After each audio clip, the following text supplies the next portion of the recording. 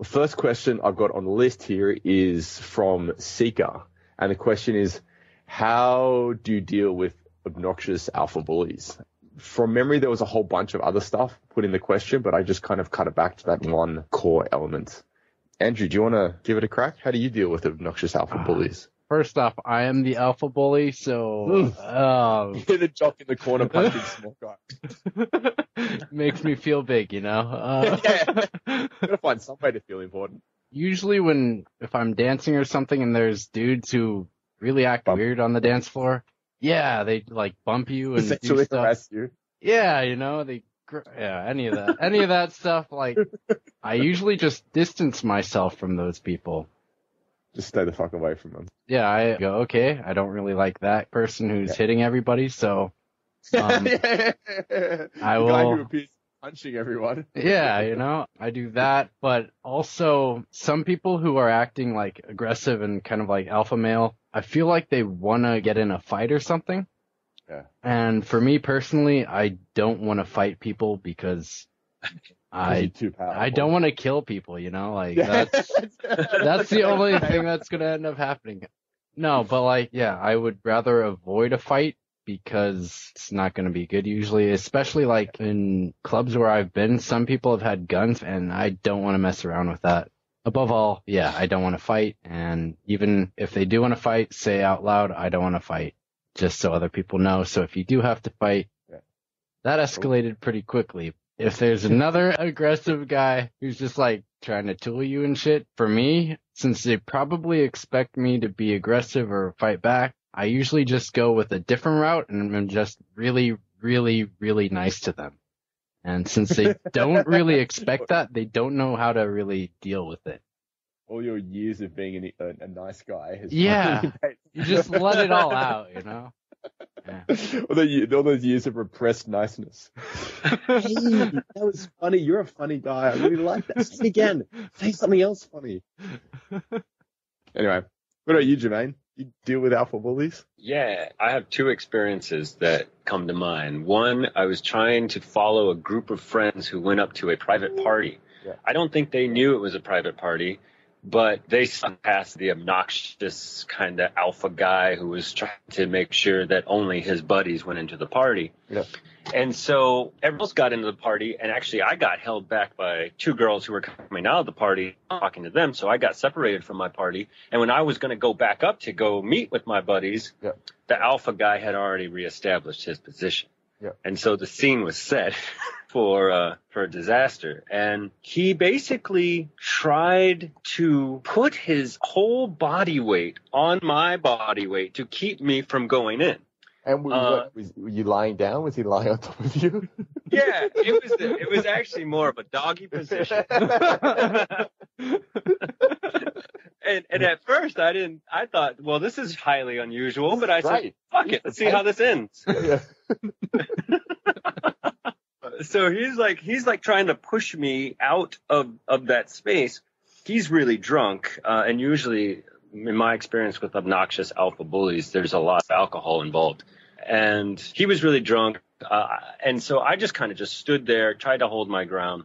I didn't really say much. I just tried to remain cool. Yeah. Because like Andrew was saying, when there is the threat of physical violence or someone is getting in your face and saying stuff, it's because they're wanting to have a fight. Yeah. I know I have buddies who have this mentality that, you know, if they get drunk that night, they're either going to fuck or they're going to fight. And this guy was on his fight mode because he sucked with women, couldn't find a fuck. So what ended up happening is I just remained very calm. Like Andrew said, they don't know what to do with that. They expect you to come back at them and bark at them and do the whole macho thing. Yeah. And it just kind of diffused. I saw my buddies and I waved them in and I told them what was going on. And then we ended up leaving that area. But there's the guys that would, like Andrew said, just tool you and try to make you look all funky and funny amongst other people. I have in the past just remained very focused on the experience that I wanted at that moment. And again, just like Andrew was saying, I would do the opposite. I would, in fact, oh, yeah, okay, yeah. And I kind of agree with them, you know, kind of meet them at a place where they're at. And it's something that it worked for me a few times, but I haven't run into this a lot, actually. It's weird, but there's I think there might be a misperception of just how many opportunities that you might face when you're out there, but it doesn't really happen as much as you might imagine it. So yeah. Well, that's it. Like, that's what I was going to say as well. Like, I just don't run into these kinds of guys. I don't know. Maybe it's because of the places I'm hanging out, or maybe it's because of the fact that if someone's being a douchebag, I'll usually just walk away from them. Like, if I go to a bar and my sole intention is just to have fun and have a great time, and I run into one of these douchebags, then it's not a matter of having to deal with him, because I have absolutely no desire to deal with him, because he's not fun. So I'll just go and find people who are fun. Right. Yeah. But I mean, so there is one thing which hasn't kind of been discussed, and it's kind of hard to do from like a moral point of view, but it's very, very effective. If you get stuck in a situation where you do actually have to deal with this kind of guy, and I'm talking about more like a workplace, or some kind of like group project where you're with one dude who just like tries to dominate everything or put everyone down. There is one way you can deal with him, which is absolute magic. If a guy is being like that obnoxious alpha jerk, and it's not like violent, like he's trying to start a fight with you, he's just trying to put everyone down and show everyone how good he is. He's doing that for a reason. There's like, I could talk about the script in Endgame. Like, he's got a dysfunctional script. Usually with these kinds of guys is they feel powerless and they want to feel powerful and in control. And the way they try and bridge that gap is by putting people down and trying to make them look bad. Because if he can put other people down, then that will make him feel better about himself.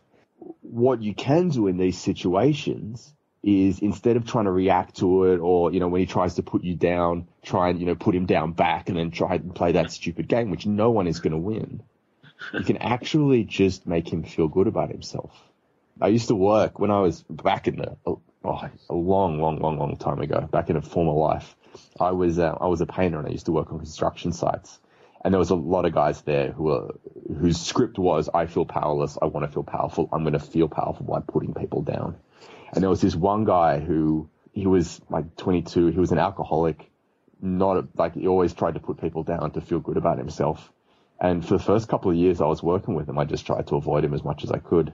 But then I sort of got on this personal development path and tried, dealing with my own shit and stuff like that. And I decided that, I realized that he was just actually incredibly insecure and wanted to feel good about himself.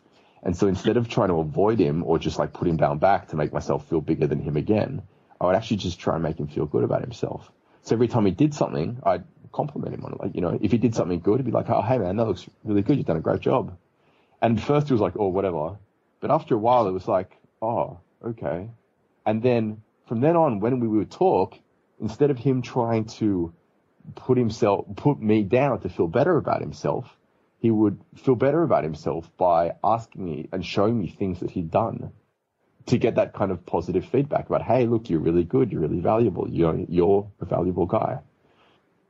And it's kind of hard to do sometimes, especially if you're still dealing with your own shit. Like if you've got this guy in front of you who's trying to put you down and like he's being a jerk to you, it's really, well, I don't know, I find it challenging to say, hey, no, I really like your shirt, man. It looks really good. Or, that thing you did with a girl, that was really funny, or blah, blah, blah.